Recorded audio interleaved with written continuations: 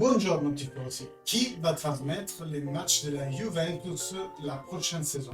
Qui a gagné les droits pour la diffusion des matchs de Serie A? On va parler du passage de droits entre Sky et DAZN. Si vous venez de me découvrir, je m'appelle Michelangelo et j'ai créé Juventus Match pour vous apporter une actualité sur le monde du Juventus, pour vous parler des histoires et des polémiques autour du monde Juventus. Vous pouvez regarder le trailer de la chaîne en cliquant ici. Tout d'abord, merci de liker cette vidéo et de vous abonner à la chaîne pour être mis au courant du nouveau contenu que je vais poster. En effet, YouTube et son algorithme vont conseiller mon contenu uniquement grâce à vos interactions, à vos commentaires et vos likes. Donc aidez-moi à booster cette chaîne.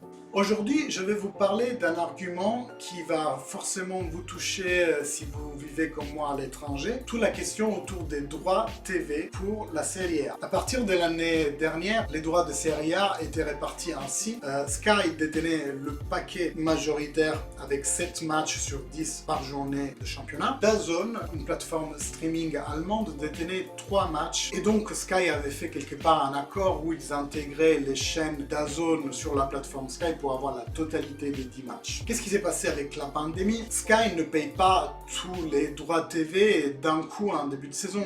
Ils échelonnent les paiements, je crois, en 4 fois. Et bien, avec l'avènement de la pandémie pendant la saison dernière, Sky ne voulait pas payer la dernière tranche, ce qui a quand même créé une forte tension entre Lega Serie A et Sky. Si vous voulez mon avis, j'ai jamais compris pourquoi Sky bloquait ce paiement, parce que le championnat a repris.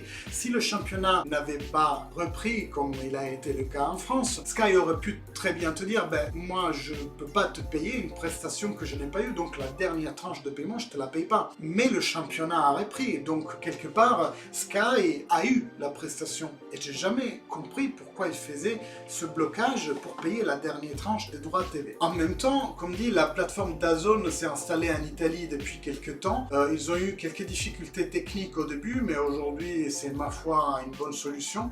C'est du streaming, donc il y a quand même un décalage, je crois qu'on est entre 10 et 15 secondes aujourd'hui de décalage par rapport à la réalité. Il y a un petit lag par rapport à un système comme Sky qui c'est du satellite et donc le signal arrive immédiatement. Donc DAZN aujourd'hui n'a que 3 matchs sur 10 sur toute la journée, et pendant ces mois-ci on a débattu les droits de TV pour les 3 prochaines années. Donc les acteurs c'était Sky, DAZN, Mediaset et Amazon. On sait déjà depuis plus ou moins un mois, je crois, que c'est Sky qui a eu le paquet majoritaire pour la Champions League. Donc l'année prochaine, la Champions League sera toujours sur Sky. Donc pour la Champions League, il y a 3 broadcasters qui sont dans la partie. Il y a Sky qui va transmettre 121 matchs en exclusivité sur 137 pour les 3 prochaines années. Ensuite, il y a Mediaset qui en fera voir 104 sur une nouvelle plateforme en streaming qu'ils vont annoncer bientôt. Les autres 17, Mediaset le transmettra sur Canale 5 en clair. Et ensuite, il y a Amazon qui a gagné l'exclusivité pour 16 matchs, les 16 big matchs de chaque mercredi. Et donc, ces matchs transmis sur Amazon ne seront transmis nulle part ailleurs. Par contre, on débattait maintenant le paquet de Serie A. Et c'est DAZN qui a remporté cette bataille. DAZN a gagné le paquet totalitaire de 10 matchs, 7 matchs en exclusivité et 3 matchs en co-exclusivité avec un autre partenaire qu'à ce jour n'est pas encore défini. Notamment, ça pourrait être Sky. Et là, ironie, c'est vraiment le renversement de rôle. Avant, DAZN avait 3 matchs et Sky 7, maintenant ça va être l'envers. Donc 3 matchs pour un autre partenaire, mais c'est pas sûr que ça soit Sky, ça pourrait être Amazon ou même Mediaset. La bonne nouvelle dans tout ça, c'est que au moins, pour regarder rien que la Serie A, il y aura un seul broadcaster. La mauvaise nouvelle, c'est que le tifoso lambda ne regarde jamais que la Serie A. Il va regarder les matchs de Champions League de son équipe ou la Coppa Italia. Et bien là, il faudra effectivement plusieurs abonnements.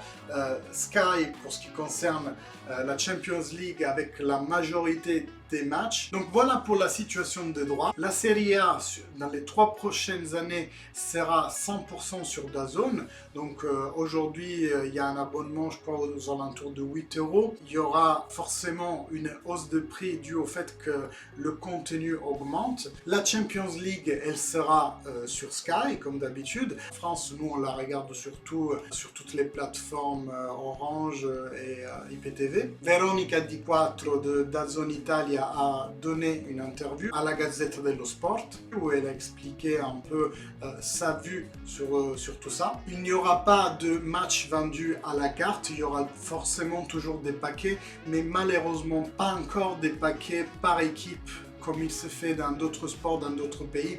Vous savez, on achète par exemple le paquet Juventus et ça inclut que les matchs de la Juventus et forcément ça a un coût moindre parce que vous n'avez pas accès aux autres matchs. Bon, on n'est pas encore là, mais peut-être c'est un premier step pour arriver à une solution comme ça. DAZN a toujours eu une ligne de conduite assez proche des spectateurs. Il n'y a pas un studio où il y a les opinionnistes qui parlent un peu comme Sky. C'est plutôt sous la forme de on est au bord du terrain avec Leotta qui parle, il y a Dipard, on le voit, il fait son commentaire du match. Voilà, c'est plutôt ça la formule DAZN, mais on peut aussi peut-être s'attendre à un fort transfert de ressources de Sky vers DAZN, comme ça a été le cas avant entre Mediaset et Sky. Beaucoup d'opinionnistes pourraient être engagés par DAZN pour quelque part continuer ce qu'ils faisaient sur Sky, maintenant le continuer sur DAZN, parce que c'est sûr que DAZN va avoir besoin de visages, de voix commentées pour créer du contenu autour des matchs. Et quelque chose que j'aime bien avec DAZN, c'est vraiment quelque chose que le président de DAZN Italie a dit, c'est une femme, et Diletta Leotta, la vedette de DAZN, c'est aussi une femme. Diletta, c'est une femme que j'adore. Déjà, elle a un visage très propre. Elle fait vraiment fille sage, mais en même temps, elle a quelque chose. Elle a une petite sensualité intrinsèque qui fait tout son charme. Mais vraiment, ça fait comprendre que chez DAZN, il y a un discours vraiment d'égalité qui est fait par rapport aux minorités, comme peuvent être considérées encore les femmes par ailleurs, où j'espère un jour pouvoir voir sur DAZN des visages non caucasiens à faire des commentaires. Voilà. Non, c'est un peu difficile dans le monde du football italien de trouver des personnes non caucasiennes. Moi, j'ai que Balotelli qui me vient à l'esprit pour le moment, et on va dire que c'est peut-être pas le meilleur pour être opinionniste, surtout pas qu'ils vont prendre Cassano pour dire, parce que les opinions de Cassano et Materazzi on les connaît aussi. Voilà, la bonne nouvelle aussi pour nous qui habitons à l'étranger, ça va être que DAZN est plus accessible que Sky pour avoir un abonnement en vivant à l'étranger. Moi, dans le temps, j'ai aussi essayé de faire un abonnement Sky vivant en France. Je me suis rendu compte que c'était limite impossible parce que même rien que l'accès au service client, le numéro de téléphone qu'on appelle, il n'était pas accessible depuis l'étranger. Donc je me disais, si je vais avoir un problème, je vais être un peu bloqué.